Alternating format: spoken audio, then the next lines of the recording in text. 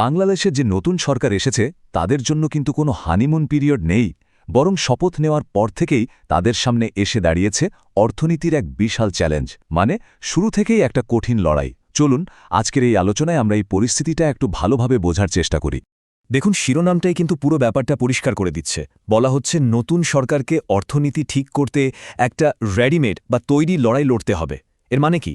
মানে হলো সমস্যাগুলো এতটাই গুরুতর যে নতুন সরকারকে একদম প্রথম দিন থেকেই বলতে পারেন যুদ্ধক্ষেত্রে নেমে পড়তে হচ্ছে। তো এই যে সংকটের কথা বলছি, এটা আসলে কি রকম? নতুন সরকার উত্তরাধিকার সূত্রে ঠিক কি সমস্যা পেয়েছে? দেখুন, এখানে দুটো বিষয় খুব গুরুত্বপূর্ণ। একটা হলো ক্ষমতাচ্যুত সরকারের রেখে যাওয়া অর্থনৈতিক অবস্থা, আর অন্যটা হলো অন্তর্বর্তীকালীন প্রশাসনের সময়কার পরিস্থিতি। অর্থনীতিবিদ ডক্টর মাসরুর রিয়াজের মতে অর্থনীতির তিনটা জায়গা একেবারে ভেঙে পড়ার মতো অবস্থায় ছিল। কোন তিনটা জায়গা? ১. ব্যাংকিং খাত, ২. জ্বালানি খাত, আর ৩. সরকারি খাতের বিনিয়োগ। এই তিনটা ক্ষেত্রেই কিন্তু একেবারে জরুরি ভিত্তিতে মনোযোগ দিতে হবে। ডক্টর রিয়াজের একটা পর্যবেক্ষণ কিন্তু খুব ইন্টারেস্টিং। তিনি বলছেন অন্তর্বর্তীকালীন সময়ে ব্যাংকিং আর জ্বালানি খাতে যে ব্যাপক লুটপাট চলছিল সেটা হয়তো বন্ধ হয়েছে, কিন্তু মূল যে সমস্যা মানে সুশাসনের অভাব সেটা কিন্তু এখনও রয়েই গেছে। কাজে নতুন সরকারের সবচেয়ে বড় এবং প্রথম কাজ হবে সামষ্টিক অর্থনীতিকে শক্তিশালী করার কাজটাকে আরও দ্রুত এগিয়ে নিয়ে যাওয়া। আচ্ছা, এই যে আমরা সংকটের কথা বলছি, এর গভীরতাটা আসলে কতটা? একটা সংখ্যা শুনলে হয়তো কিছুটা আন্দাজ করা যাবে। সংখ্যাটা হলো 22.5 লাখ কোটি টাকা। হ্যাঁ, এটাই এখন দেশের মোট ঋণের পরিমাণ। আর এই পুরো বোঝাটাই এখন নতুন সরকারের কাঁধে। একবার ভাবুন তো, কি বিশাল একটা চাপ।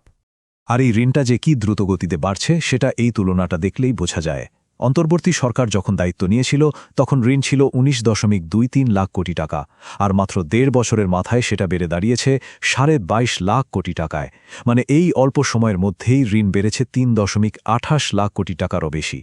বেশ, সমস্যা তো অনেকগুলো দেখলাম, কিন্তু সমাধান কি?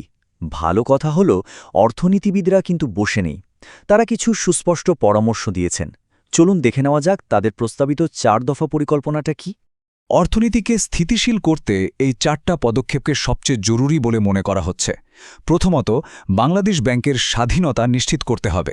দ্বিতীয়ত, আমদানি রপ্তানির ক্ষেত্রে শুল্কের হার কমাতে হবে। তৃতীয়ত, যেটা সাধারণ মানুষের জীবনের সবচেয়ে বেশি প্রভাব ফেলছে সেই উচ্চ মূল্যস্ফীতিকে নিয়ন্ত্রণে আনতে হবে। আর চতুর্থত, নতুন কর্মসংস্থান তৈরি করতে হবে। এই 4টা কাজই কিন্তু একেবারে শূন্য থেকে শুরু করতে হবে। তবে এত বড় একটা দায়িত্ব কিন্তু শুধু সরকারের একার পক্ষে নেওয়া সম্ভব না।